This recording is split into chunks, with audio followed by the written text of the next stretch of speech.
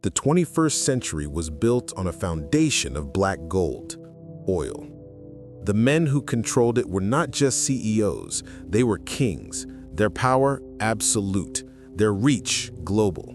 They were the undisputed masters of the world's energy. But Sebastian Thorne, a quiet, almost reclusive physicist, saw them not as kings, but as dinosaurs, blissfully unaware of the approaching meteor. He wasn't looking down into the dirt. He was looking up at the single, massive thermonuclear reactor in the sky that delivered more energy to the Earth in a single hour than humanity used in an entire year: the sun. The problem with solar energy was never the source, it was the storage. Batteries were expensive, inefficient, and made of rare, toxic materials. Sebastian's breakthrough was not in capturing the light, but in holding it. After a decade of obsessive research in quantum physics, he created the Solaris crystal, a stable, non-toxic, crystalline lattice that could absorb and store solar energy at a density 1,000 times greater than the best lithium-ion battery. It was not a battery, it was a solid-state, artificial sun, a piece of captured daylight you could hold in your hand. He knew his discovery made the entire fossil fuel industry obsolete overnight. He formed a small company and tried to get funding to scale up production. He was met with a wall of silent, coordinated resistance. Every venture capital fund he approached, every bank, every government agency politely turned him down. He didn't know it, but the oil lobby, led by the powerful and ruthless cartel OPEC Prime, had already blacklisted him. They couldn't steal his technology, so they decided to starve it of oxygen, to let it die on the vine.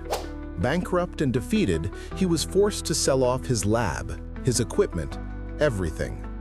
But he kept one single, perfect Solaris crystal, a souvenir of his failed dream.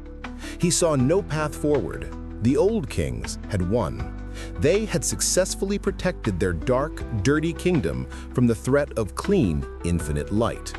But Sebastian had one final, insane, all-or-nothing idea. If the powerful, developed world was too corrupt and too entrenched to accept his gift, he would take it to a place that had nothing to lose and everything to gain. He arrived in a small, sun-scorched, and deeply impoverished nation in the Sahara, a country with no oil, no resources, but one infinite asset: sunlight. He met with the nation's young, idealistic, Oxford-educated leader. He did not ask for money. He presented a deal that sounded like a fantasy. He would use his one crystal to build a small, pilot solar plant.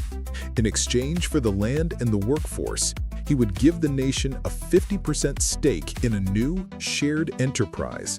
An enterprise that he promised would not just power their country, but would allow them to hold the entire global energy market hostage.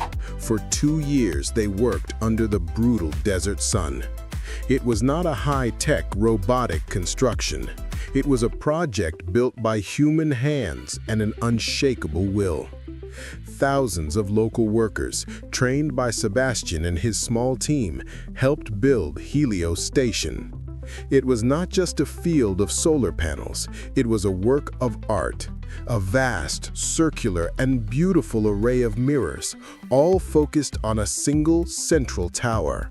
And at the top of that tower, a massive bank of his Solaris crystals, drinking in the concentrated, unimaginable power of the desert sun. The day the station went live, the small nation disconnected from the global oil-powered grid forever. Helios Station was generating 10 times more power than the country could possibly use. They were not just energy independent, they were now an energy superpower. But Sebastian's plan was not to just sell the excess energy. That was old world thinking. His plan was to weaponize its price. He connected Helios Station to the global energy market via a new intercontinental power line. and he set his price. He was not selling his solar energy at a competitive rate. He was selling it at a price so absurdly, impossibly low, it was functionally almost free. It was a price that was a fraction of the cost of the cheapest coal, the cheapest oil, the cheapest natural gas. It was not a business move, it was an act of economic warfare, a declaration that the age of fossil fuels was over, effective immediately. The effect on the global energy market was an extinction-level event. The Helios price became the new unbreakable benchmark. Oil futures collapsed. Coal mines shut down. Entire nations whose economies were built on fossil fuels were thrown into chaos. The OPEC Prime cartel, the same men who had blacklisted Sebastian, were now facing utter annihilation. They watched the price of their black gold, once the most powerful commodity on Earth, become as worthless as black sand. The cartel, in a final, desperate act of war, decided that if they could not compete, they would destroy. They hired a team of elite, ex-military mercenaries and launched a deniable, surgical military strike, not on the African nation, but directly on Helios Station itself.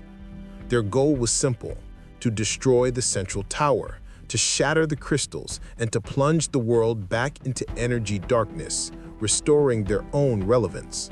As the attack helicopters swarmed the station, they fired a barrage of missiles at the central tower.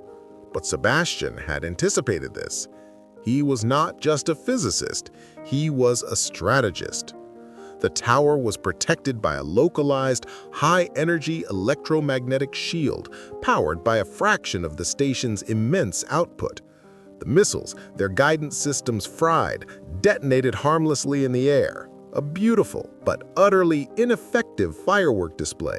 But the shield was only the first part of the trap. The second part was the mirrors.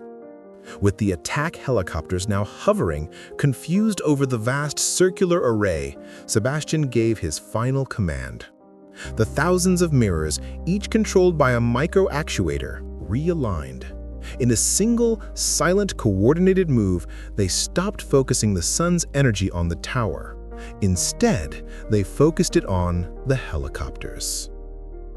1,000 beams of concentrated, invisible thermal energy, the focused power of the desert sun, hit the helicopters simultaneously. It was not an explosion. It was a silent, instant, and terrifying act of pure, clean, surgical power. The silent, surgical destruction of the mercenary force was the final nail in the coffin of the fossil fuel age. The failed attack, irrefutably traced back to OPEC Prime, was not just a military failure, it was a global scandal. The cartel was dismantled, its leaders arrested, its assets seized and repurposed to fund the global transition to clean energy. Sebastian Thorne, the quiet physicist they had tried to starve into submission, had not just defeated them economically. He had defeated them militarily, using nothing but sand, glass, and the light of the sun. Helios Station became the blueprint for the future of energy. A network of massive, beautiful, and silent solar stations, all powered by Sebastian Solaris crystals, were built in the world's great deserts, the Sahara, the Gobi, the Atacama.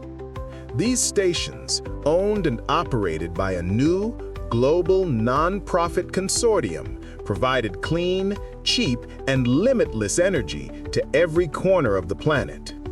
Energy poverty was eradicated. The geopolitical power of oil-rich nations vanished.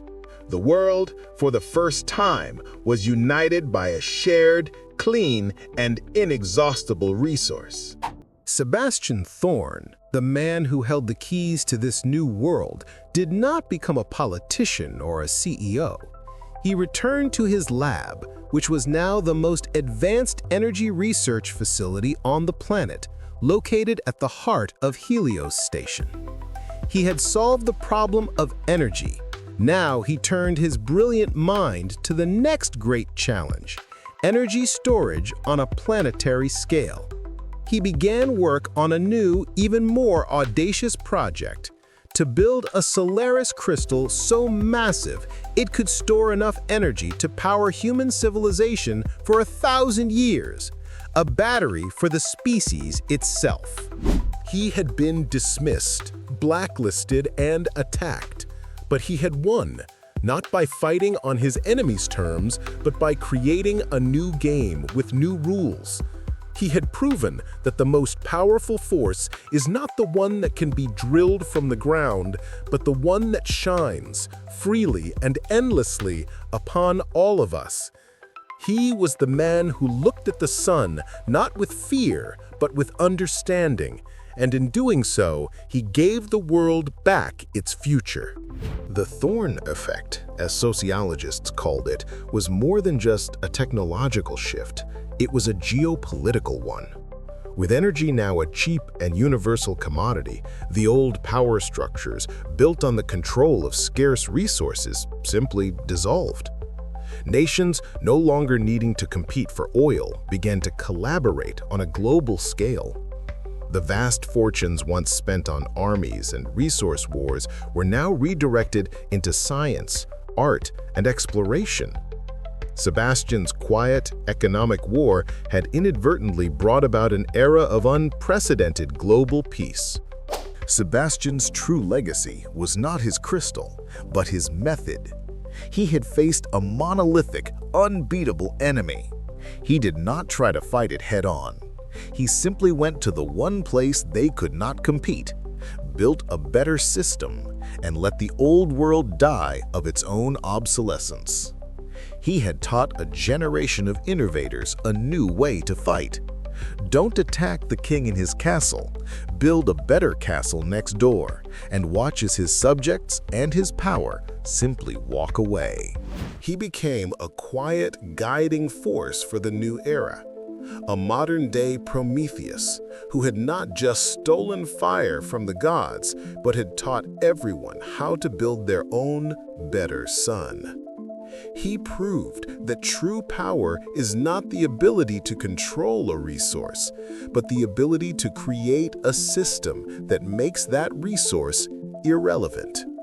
He had made the very concept of an energy baron a relic of a darker, more primitive age. He taught us that the greatest source of power is not found by digging deeper into the darkness of the past, but by looking up with courage and intelligence into the brilliant, democratic, and infinite light of the future.